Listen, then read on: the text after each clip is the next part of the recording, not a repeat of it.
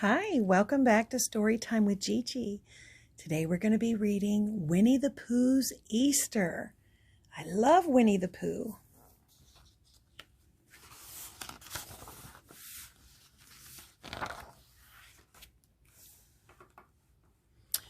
Winnie the Pooh felt a stirring to see the 100-acre wood and all its new spring finery.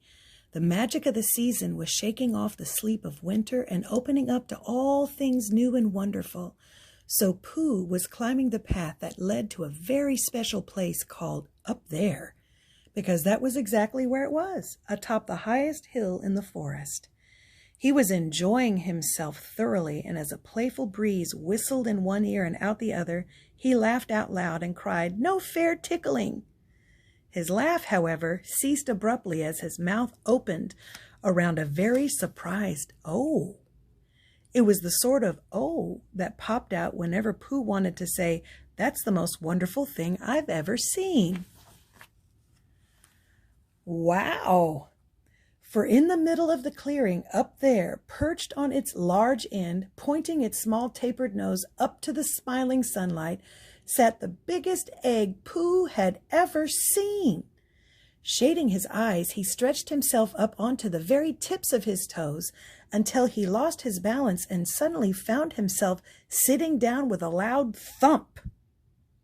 "My," thought Pooh as he rubbed the part of himself that had thumped the loudest, "that egg is as tall as Christopher Robin, perhaps taller."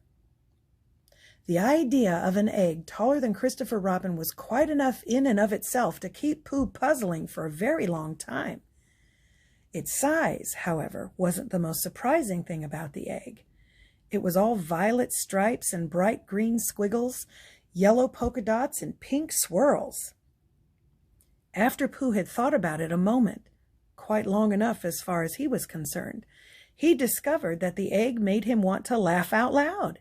He had absolutely no idea why that should be, but there it was. What he did know, however, was that laughing out loud was not something one did all by oneself.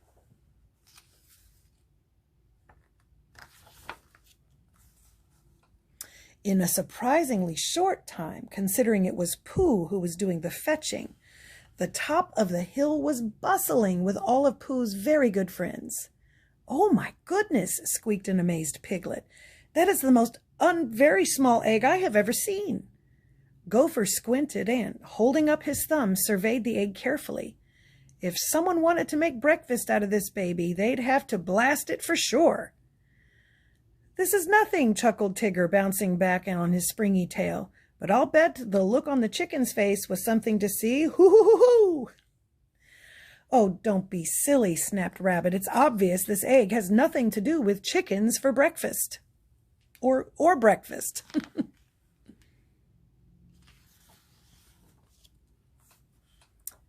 "Obvious to whom?" rumbled Eeyore, "if you don't mind my asking." "You mean to tell me none of you knows what sort of egg this is?" demanded Rabbit. "Well," hooted Owl, shifting his feet on his perch atop the egg, "it's not an owl egg, I can say that with certainty, and not with a small amount of relief." "It's an Easter egg," Rabbit announced triumphantly. There was silence as everyone digested his revelation.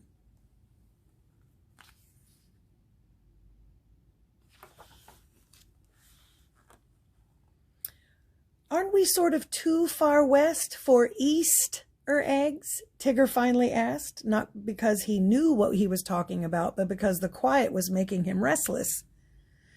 "No, no, no," moaned Rabbit. "Easter is a holiday, and it's now.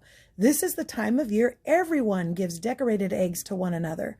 I have it on very good authority from my distant cousin, who is a personal acquaintance of someone who knows the Easter Bunny's gardener," he added smugly. "Ah," replied Pooh. He'd found that pretending a thing was understood was sometimes very close to actually understanding it. Then it could be easily forgotten with no one the wiser, especially not Pooh. "Why," muttered Eeyore, giving his tail a shake before sitting down, "would anyone do a thing like that?" "Well," Rabbit answered somewhat hesitantly, "that is a little harder to explain." He paused. "It seems, at least from what I've been told, that these are very special eggs.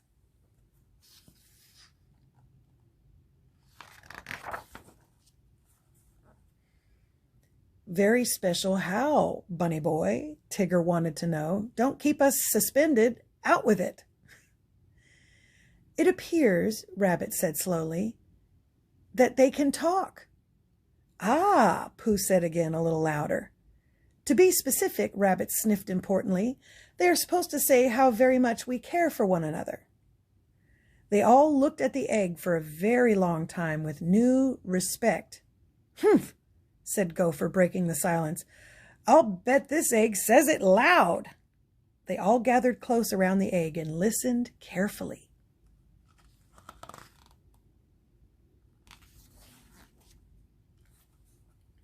It's not saying anything now, said Tigger in a disappointed whisper. Perhaps it's shy, suggested Piglet. We haven't exactly been properly introduced, responded Eeyore. Not that anyone has ever been in a hurry to introduce me. And eggs, no matter how large, can't have been around long enough to know how to make friends quickly, Owl reminded everyone. I imagine, said Piglet, giving the egg a gentle pat, that it feels quite out of place. Perhaps if we make it feel at home, it'll feel more like talking, Pooh cried. But how does one make an egg feel at home? Asked Rabbit in exasperation. Pooh smiled. I believe I have an idea.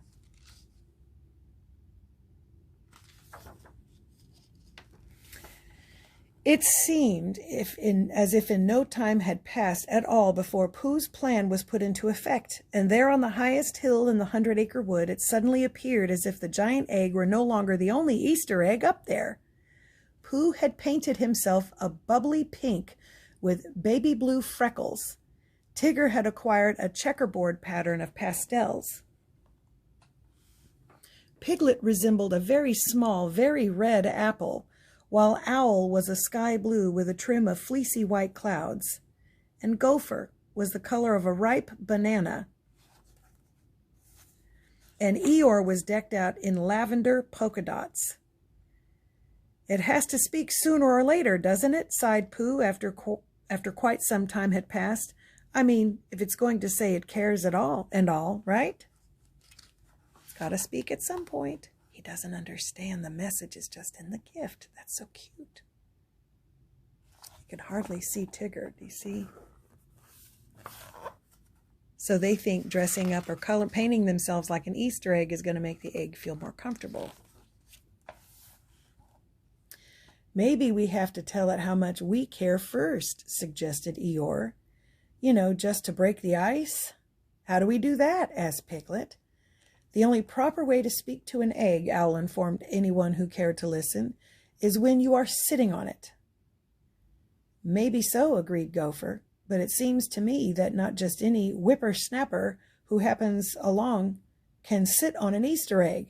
Doesn't seem to fit the blueprint somehow. I can tell you one thing for certain, said Tigger.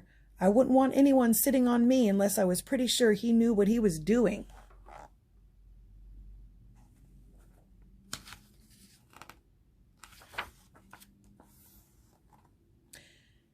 Everyone began rubbing their chins and scratching their heads, furiously trying to figure out what they were going to do. One by one, they all turned to stare at Winnie the Pooh, who in the 100-acre wood knew more about sitting than Winnie the Pooh did. Broad smiles spread slowly over their faces. Oh, yes, they said to one another and nodded. Of course. Pooh nodded and smiled along with them, even though he had no idea what they were nodding and smiling about. It seemed the friendly thing to do. Rabbit put his arm around Pooh's shoulders. This time I have a plan, Pooh Bear. Ah, said Pooh.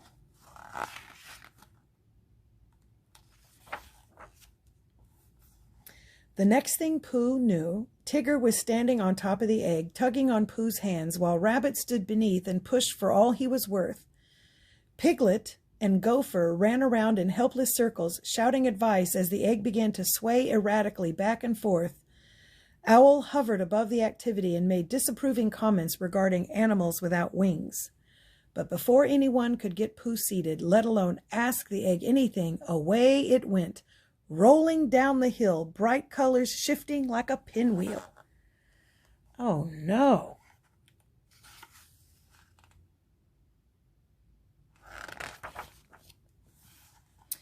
They chased the rolling egg downhill and up and over valleys until the egg rolled to a halt, spinning around on its side like a wayward bottle.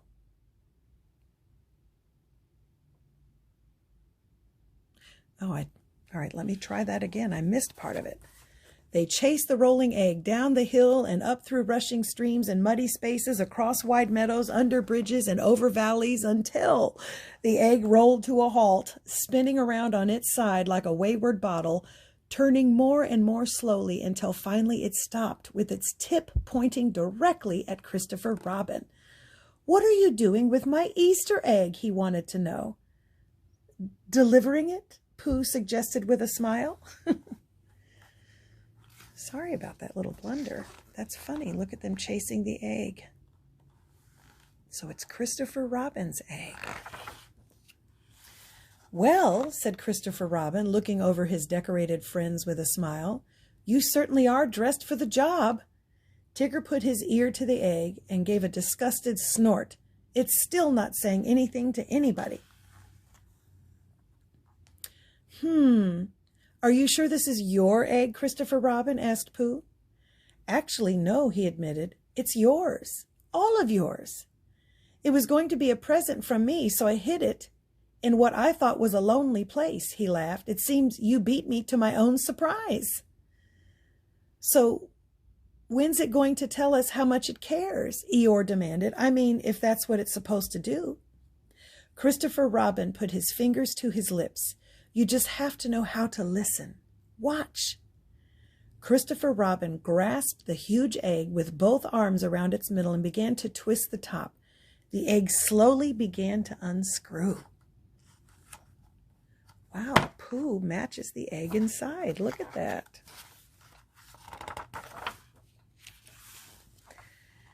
In a moment, Christopher Robin removed the top half of the egg and lifted out another egg painted to look very much like Winnie the Pooh. "Oh my," breathed Pooh. "You haven't seen anything yet," laughed Christopher Robin, and he began to unscrew the Pooh egg.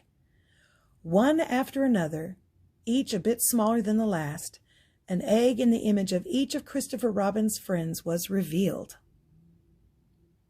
The last, of course, was Piglet. It was a very small egg, but the delighted Piglet was used to very good things in very small packages. "I'm going to keep mine next to my bedside table," decided Pooh after a long bout of thinking. "Isn't that a strange place for an Easter egg?" asked Christopher Robin. Oh, they all had an egg that matched them. Look at that. "Oh my goodness, not at all," chuckled Pooh. "Then the last thing it tells me before I fall asleep at night and the first thing it says when I open my eyes in the morning will be how very much somebody cares." Christopher Robin put his arm around Pooh Bear's shoulders and scratched him behind an ear. "Happy Easter, silly old bear." And that's our story. I hope you liked it. Thank you for spending time today with me. Make sure that you like and subscribe and share with your friends so that we can all enjoy our stories together. Bye until next time.